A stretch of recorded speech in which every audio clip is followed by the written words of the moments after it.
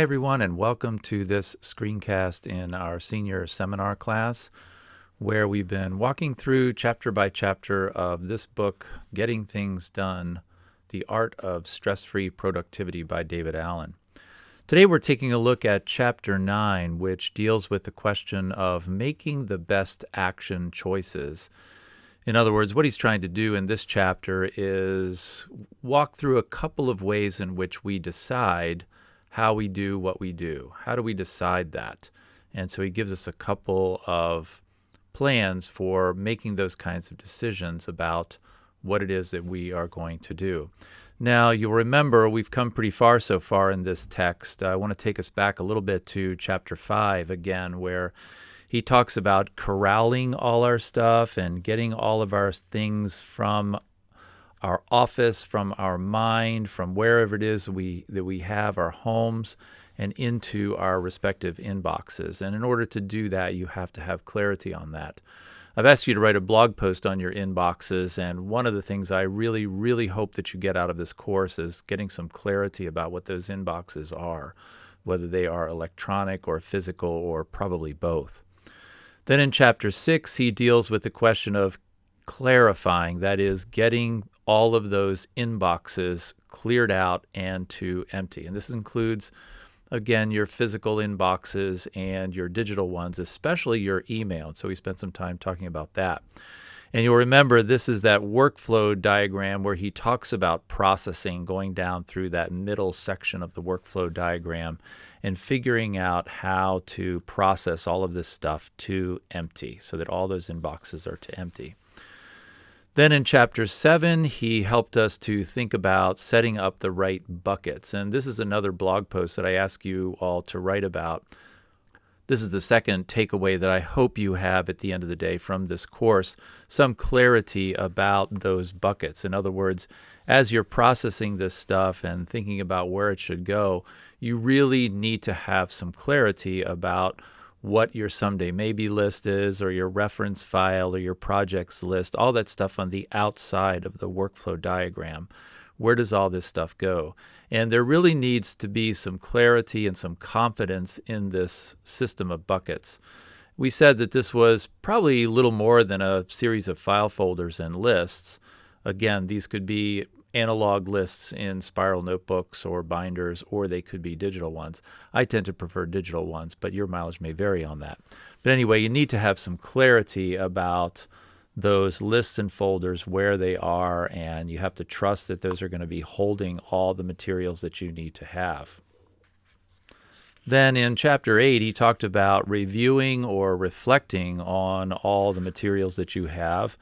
Talked about the weekly review and setting this up and making it a habit so that you can go through each week and get yourself clear, get yourself current, and get yourself creative. So it's really important to develop that habit of a weekly review where you're constantly reviewing all of those things that you have in your life, your inboxes, your buckets, you're doing a RAM dump, all those kinds of things, and just making sure that everything is clear and current in your head and in your places where you store all of this material, that it's all clear and ready to go so that you can then get creative and get work done. Now, in this chapter, in chapter 9, he's talking about, okay, you have all this stuff in place, you've reviewed it, you're clear, you're current. Now it's time to get to work. And how do you decide on the various things that you need to do? And so he walks through a couple of models for choosing actions, and I wanted to highlight a couple of these in this chapter. The first one that he talks about is called the fourfold model for choosing actions in the moment. And he says that one of the ways that we choose how to do what we do is by setting contexts, or the time available that you have to do material, the energy available, and of course the priority. And this is a pretty valuable way of deciding how to do and what to do at any given time. Contexts, have to do with both physical context. It's your environment. So there are certain things that you can do in certain contexts. You can't do work in your office when you're at home, and vice versa. And you can't do internet searches and Google searches and whatever action items might relate to the internet when you're, for example, in your car. So you need to be able to think about the contexts. Now, these contexts can both be, say, on the phone or at your computer or at your home or in your office. And they can also be location oriented. So you might have a context that says Walmart. So whenever I'm at Walmart, there are a couple of action items across my projects that I need to do, or Home Depot. That's a favorite one for me. So I've always got things I need to be picking up for various projects that I'm working on. And so being able to have all of your action items in a particular context, and those items are indicated as such, indicate that they relate to a particular context, it makes it very easy when you're in that context to be able to go through all your action items and decide what to do. Also, time available is another way that we decide what we do. So it may just be that I have a particular amount of time. I might only have 10 or 15 minutes. So I don't know, maybe I could make phone calls or something. I could make a couple of phone calls and get those things knocked off my list, or send out a quick email or two. Major action items, larger project-oriented items might not be doable if I only have a 15-minute time slot. On the other hand, if I have 2 hours in an afternoon, then great. I can look through my list of action items and take on items that are a little bit more time involved. Energy available is another way we decide. So, there are times during the day when you might have a lot of energy and be particularly geared toward getting work done. Maybe you're a morning person, or maybe you're an evening person. And so the energy that you have available at any given time will often help to dictate what you can do during that time. Again, for me, I tend to be a morning type person, so I can be the most productive and the most focused in the morning.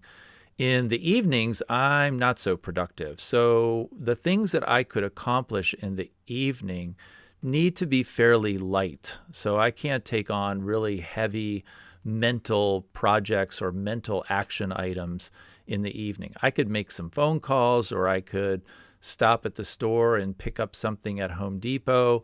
Those little action items I can do that don't require a lot of thought or a lot of heavy focus. But at the end of the day, I'm not in a position where I'm going to do too much heavy lifting, if that makes sense. And then, of course, priority is another way that we decide what it is that we're going to do. Things that are due tomorrow, things that are, coming up in a meeting or coming up with due dates, things like that. We sometimes have to make decisions about what we're going to do based on priority. Now, here's where I tend to like the electronic way of setting up my buckets. So all of my action items and my projects, they're set up in an electronic system that I use. It's actually called OmniFocus. It's a software package that I use. And one of the cool things about that particular software package is that I can tag action items, and I can also tag projects with particular contexts. So, for example, if I have phone calls to make in 6 or 7 different projects, I can tag those phone calls as phone calls. And so in a given time when I'm in a position where I can make phone calls, I can easily pull those up and just kind of knock a bunch of phone calls off one after the other if I'm in the mood to do that.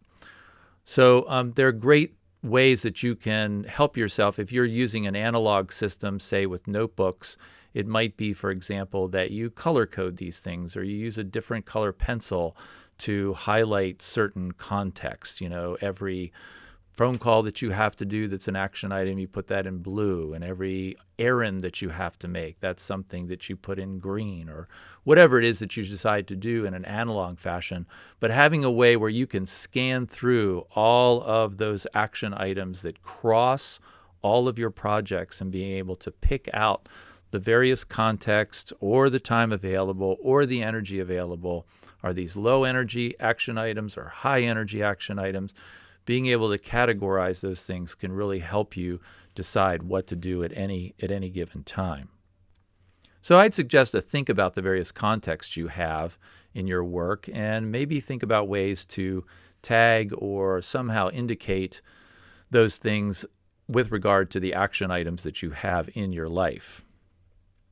Now, another model that he has for evaluating daily work is the so-called threefold model for evaluating work, where he says you can either do predefined work or do work as it shows up or defining your work. This is another model for how you might go about figuring out what it is that you need to do. I love the quote. It's on my page 211, where he says, let's say it's 10:26 a.m. Monday and you're in your office. You've just ended a half-hour unexpected phone call with a prospective client. You have 3 pages of scribbled notes from the conversation. There's a meeting scheduled with your staff at 11, about half an hour from now. You were out late last night with your spouse's parents and are still a little frayed around the edges. You told your father-in-law you'd get back to him about something.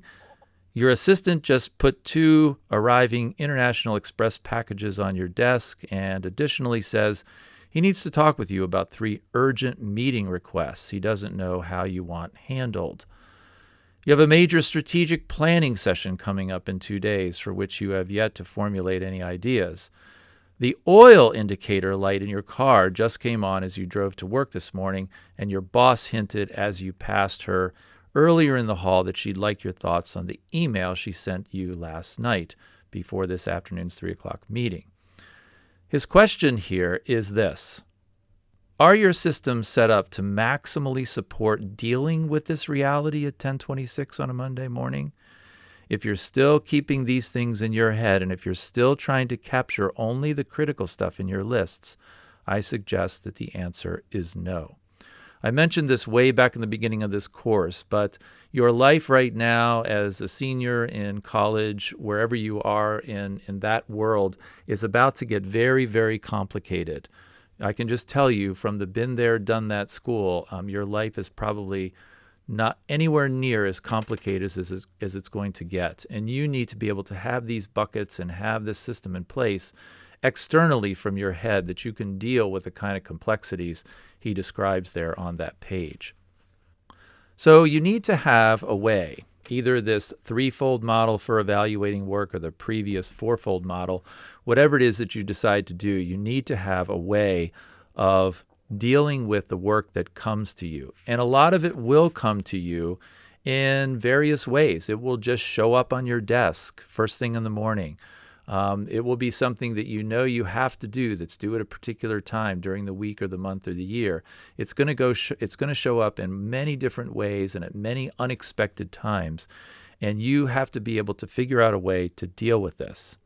He says on page 212, and I'm quoting here, he says, too often the stress and reduced effectiveness are blamed on surprises, that is, that show up at work.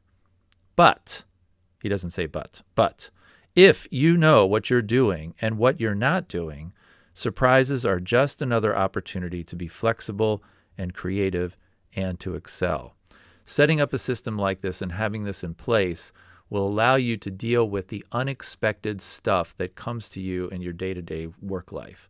So I'm just encouraging you and challenging you, take this stuff seriously. It really will help you in the days and years to come as you move out into the workforce and begin to pursue careers. One little side note in this particular section is I love his comments that he makes about multitasking and how multitasking is essentially not a great idea. So there's been a lot of work done on this, and I like his point that he makes. Again, it's on my page 214, but you can check it out for yourself. The final model for reviewing your work that he talks about in this chapter is the 6-level model for reviewing your own work. And here he's building off some of the material that he has in chapter 2, where he talks about the various horizons in your life. He says at the ground level, you have these current actions and Horizon 1 current projects and the areas of focus and accountability that you have.